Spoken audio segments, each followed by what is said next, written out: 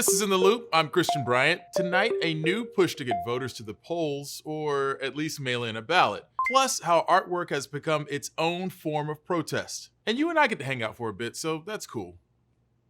I think I need it more than you. Let's start with what's happening right off the top.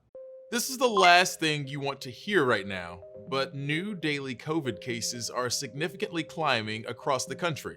The latest 7-day average of daily new COVID cases in the US is up 32% over the week before. That new surge has put a stop to easing regulations or even reversing those reopenings across a handful of states, including Texas, Kansas, and Maine. Meanwhile, states in the Northeast that are just now seeing a drop in daily cases are setting new travel restrictions. We worked very hard to get the viral transmission rate down. We don't want to see it go up because a lot of people come into this region and they could literally bring the infection with them. New York, New Jersey, and Connecticut are forcing a 14-day quarantine for visitors coming in from any state with an infection rate and testing higher than 10%. That includes Texas and Florida, among a few other states. It could be the end of a long, drawn-out political fight. Today, a federal appeals court ordered a judge to dismiss the case against former National Security Advisor Michael Flynn. It comes after the Justice Department moved to drop it last month. Flynn had previously pleaded guilty to lying to the FBI about conversations with a Russian ambassador. If there are no future appeals, this means Flynn is fully exonerated. And a big increase in absentee voting means a lot of Tuesday's races still aren't decided, but one thing is clear: it's a good week at the ballot box for progressives. Our policy positions are not an accident. It's exactly what our community has been waiting for. In New York, Alexandria Ocasio-Cortez won her primary race, no surprise there, but we saw an upset in the Bronx as Jamal Bowman took the lead in his progressive challenge to longtime Democratic Rep Elliot Engel. And Mondaire Jones could be on track to become the first Black gay member of Congress as he closes out a strong finish in his primary race. A question for you fine folks. Have you been hearing a lot of this lately?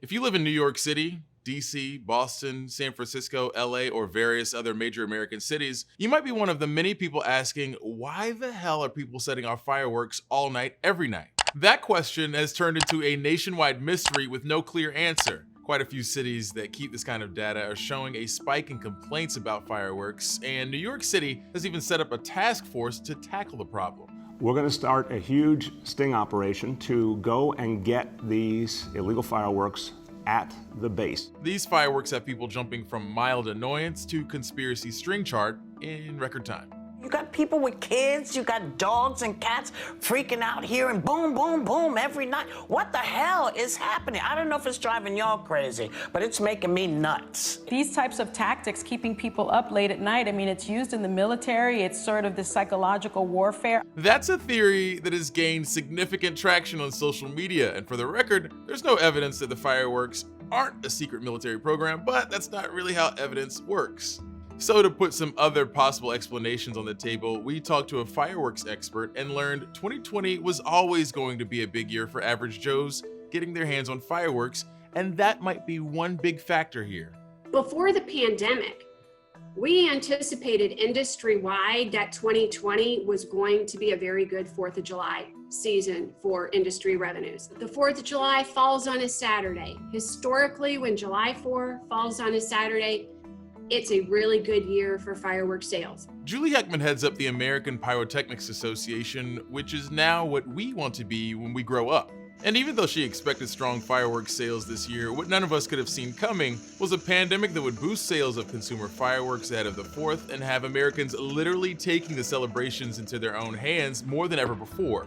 We've never seen this early of an uptick in consumer fireworks sales. I have to blame the pandemic for this, that people have been locked up for 3 months. They've got pent-up frustration. They're looking for something to do, and consumer fireworks are pretty affordable fun. So more fireworks are being sold and earlier than usual, but there's another unique factor when it comes to fireworks in 2020. Cities are just a lot quieter during this pandemic. An NYU study comparing street noise from 2019 and 2020 confirms it. Basically, it's like somebody just turned off the city's white noise machine, so more room for this.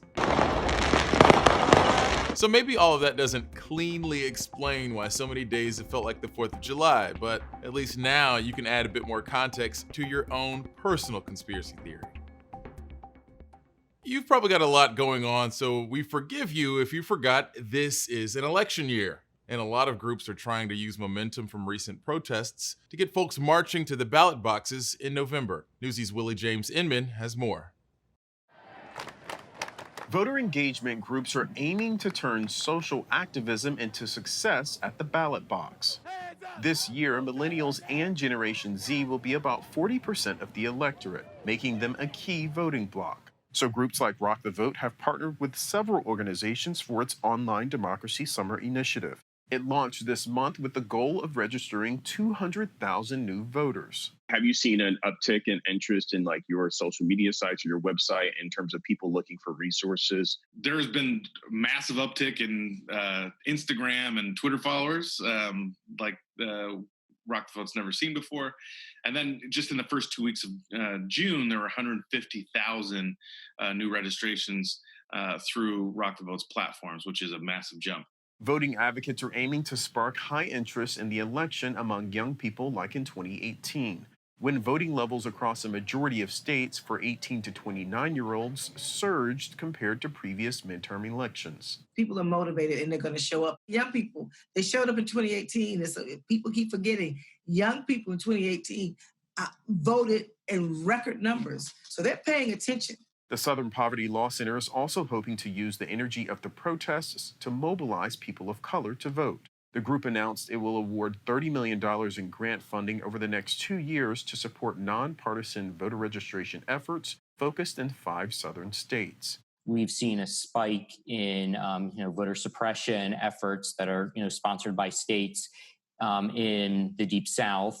That's creating more barriers for people of color to register and then participate in elections. The organization is also focusing its efforts on rural areas. It's all part of a plan to get people involved in the political process. Campbell says it's important to engage directly with voters.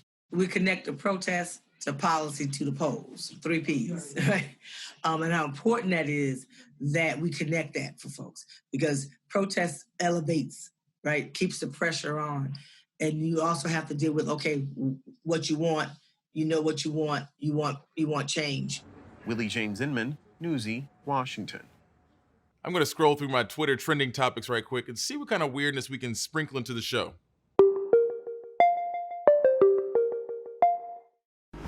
We take a step away from the noise and spin to really hear the stories that need to be told. Newsy cuts through. We're going to go deep. We drove across the state to get here. We're working hard to get you the news you need. We dig a little deeper on the stories of the day. That's why we're here. To help start making sense of it all. So you've gotten tested or treated for COVID-19. Newsy wants to hear from you about how much your treatment cost. Whether your bill was big or small, share your cost of COVID story by going to newsy.com/bills. Sometimes what the news is talking about doesn't really cover what the people are talking about. That's where this part of the show comes in. Rhode Island is trending because folks there are a little embarrassed about the state's full name. Rhode Island and Providence Plantations. That's something I didn't learn in school, but mainly because our school had a strong curriculum geared toward lighthouses. Rhode Island's governor signed an executive order dropping "and Providence Plantations" from official documents. Voters may have a chance in November to vote on the state's newly proposed name, the State of Rhode Island. If you're still looking to waste time during this pandemic, then the Pokemon Company and 10 Cent Holdings have you covered. If you've seen those names trending, it's because they've joined forces to offer a new game called Pokemon Unite to users on smartphones and the Nintendo Switch. No word yet on when it'll be released. I want to personally address the Loch Ness Monster one-to-one here. In all this 2020 craziness, you probably thought we forgot about you, didn't you? Thought you could just swim away and get off clean? Well, you're wrong. We're on to you. The legendary and totally real lake monster is trending after photos emerged from the Scottish Highlands with claims of a new sighting of Nessie. The BBC commissioned an in-depth search of this lake in 2003 and didn't find any large beast, but people have been talking about some version of this mythical monster since the 6th century, and we'll be damned if we're gonna stop now. The Art of the Political Insider book release is a fine-tuned craft in American politics. You spend some time around the decision makers, you stockpile all the juicy gossip, and then you release it unto the world in hardcover and count your book sales money. But in the case of John Bolton's new book, the juicy gossip he was stockpiling was more like fairly important info that really would have been relevant during that whole presidential impeachment thing a few months ago. Newsy's Sasha Ingber talks through all of that with one of the key players that kicked off this year's impeachment trial. John Bolton's memoir, The Room Where It Happened, is filled with depictions of President Donald Trump abusing his power. Now a lawyer who represented the whistleblower whose complaint set off the impeachment inquiry is calling out the former national security advisor for waiting to make the claims in a book. I have no sympathy for John Bolton if he ends up losing every dollar that he would have made for this book. Newsy spoke with Mark Zaid after the government failed in court to block the book's release. The pages include accounts of President Trump pleading with China's Xi Jinping for re-election help and delaying aid to Ukraine until his political opponents were investigated. It's disturbing to me as an American citizen, regardless of my role as the whistleblower attorney, that John Bolton, as the former national security advisor, held on to additional information that would strengthen the allegations against President Trump or bolster or support them. Instead, Bolton refrained from testifying in the Democrat-controlled House probe, writing it was, quote, impeachment malpractice, and was blocked as a witness in the Republican-controlled Senate. Bolton spent 4 months working with a senior official at the National Security Council to clear the manuscript. Despite being told the text was free of classified information, he never received final approval before going to the publisher. Other officials who reviewed the book say it still contains classified information, setting up a legal battle that could potentially result in a criminal case. Everyone should understand how simple at times it unfortunately is for the government to say what is classified. The most prominent critic, the president himself, says Bolton should be in jail, money seized, for disseminating for profit highly classified information. But Bolton, often considered a foreign policy hawk, says that's not true. It's on the pretext of national security information, but the president's not worried about foreigners reading this book. He's worried about the American people reading this book.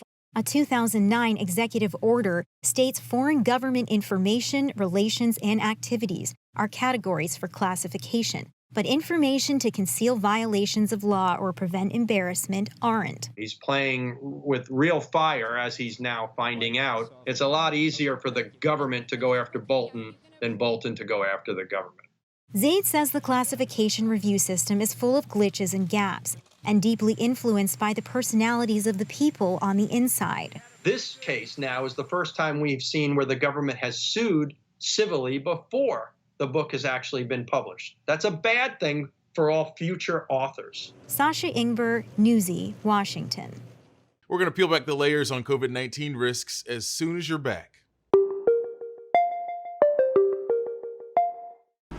We're working hard to get you the news you need. We dig a little deeper on the stories of the day. That's why we're here. To help start making sense of it all. Every patient was a dollar sign. I do not think I was an aggressive dentist. Losing your perfectly healthy teeth. How dare you try to do that to me? Nothing's wrong with making money.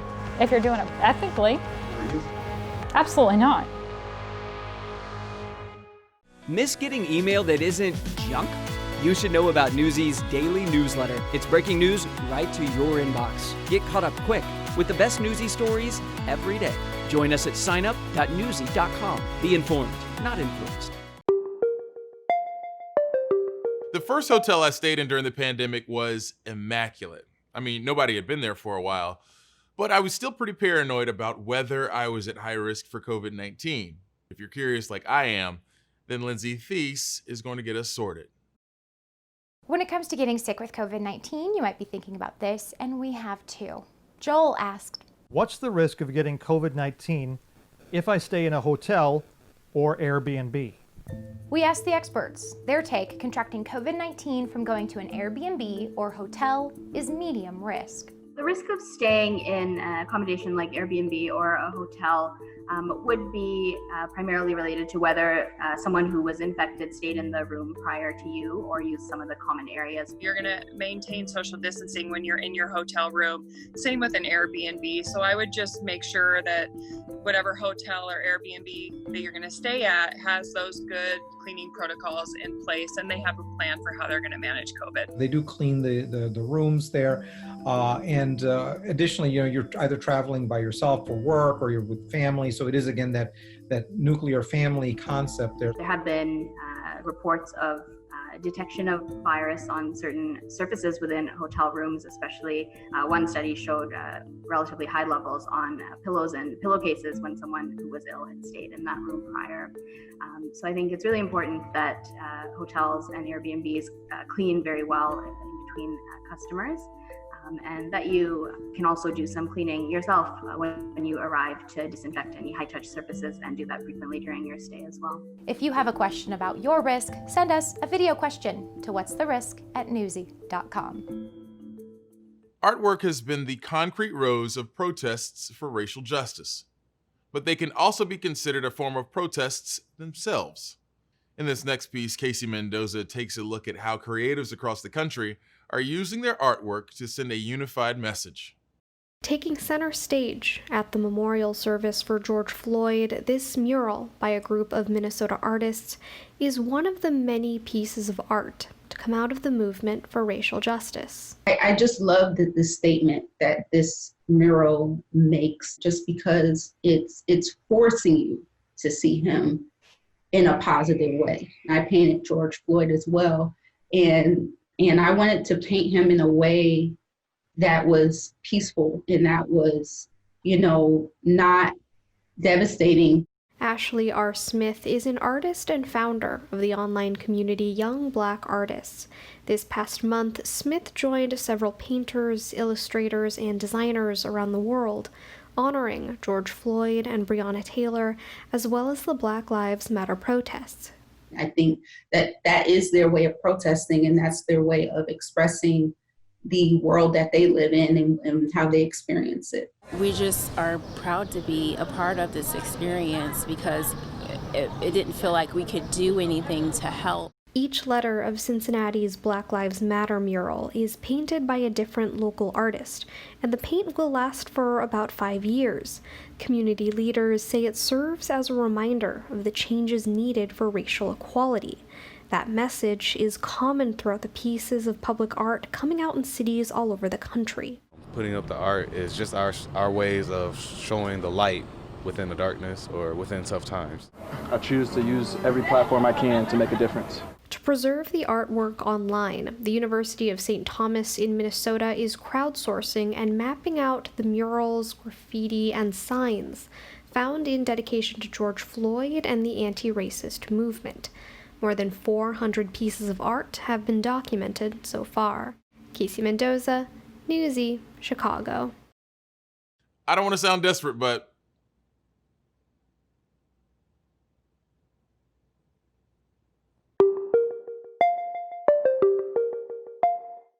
as coronavirus spreads across the country, you might be looking for ways to make sense of it all. Newsy's here to help with some deeper context, explaining and reporting on the pandemic. Virology, only on Newsy. Be informed, not influenced. Videos of racial profiling where someone decides calling 911 is the best way to respond to Black people doing anything seem almost ubiquitous. I didn't even know brothers bird watch like that, but now I know that's something that can lead to a 911 call too. Newsy's Kat Sandoval takes a look at how some states are punishing callers who make false accusations to dispatchers. Please call the cops. I'm going to tell them there's an African-American man threatening my life. Please tell them whatever you like. She was just like attacking me. I was attacking you. And she was saying, I was attacking you. You want to call the police on him for having a barbecue on a Sunday at the... These are examples of racially biased 911 calls on people of color who committed no crimes. As the nation grapples with police brutality and considers police reforms, these instances where police are called in unnecessarily can escalate a situation. So what are some states doing to curb false accusations? In Albuquerque, New Mexico, city officials are developing a community safety department made up of unarmed mental health experts and social workers who will manage non-criminal calls. It will give 911 dispatchers a third option outside the police and fire departments. I believe this does address the issue of people using the criminal justice system in 911 to harass people of color. First is it just sort of de-incentivizes that kind of call because you're not automatically going to get a police officer to respond. And second, it actually could just de-escalate those situations, because if this is put in the category where, for example, a trained social worker responds, there might actually be some healing that occurs in that situation. Albuquerque Mayor Tim Keller says he plans to have the department start this summer, eventually with a staff of about 100 people. We've got to do this differently. And so this new department will be the first step, we think, across the country to actually say that someone should show up at your house who's a trained expert, and it's not necessarily someone with a badge and a gun. In Oregon, a bill was passed this January where callers can be sued in civil court. It was championed by State Representative Janelle Bynum, who was the victim of a racially motivated call when she was campaigning door to door. And when I saw the police car pull up, I felt like I had knocked on so many doors and finally my number had been called. And it was disappointing, but fortunately, the deputy was very kind to me. And while nothing serious happened to Bynum, she says that experience still haunts her. I don't think people realize how much of a mental toll something like that takes on you. Even though my situation ended up with me, being fairly unscathed, to this day, I still have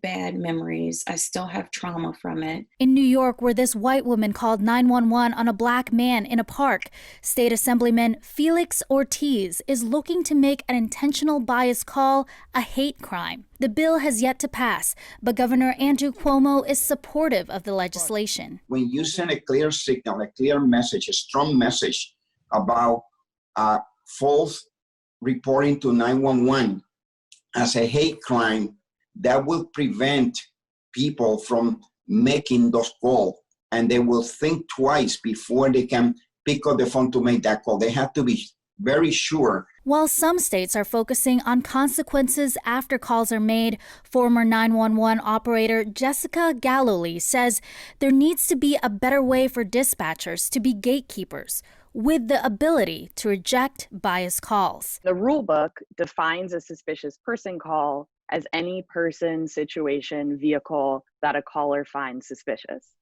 And so this definition provides call takers with very little recourse in situations where they're concerned about the caller's motivation. And so there needs, I think, to be more training around investigatory questioning that helps call takers probe and challenge caller requests rather than just passing them straight through to the police. Kat Sandoval, Newsy. Well, that's it for us. We'll have more quips and more in-depth stories for you tomorrow. Join us again, same time, same place, but don't go anywhere just yet. More top stories for Newsy are headed your way right now.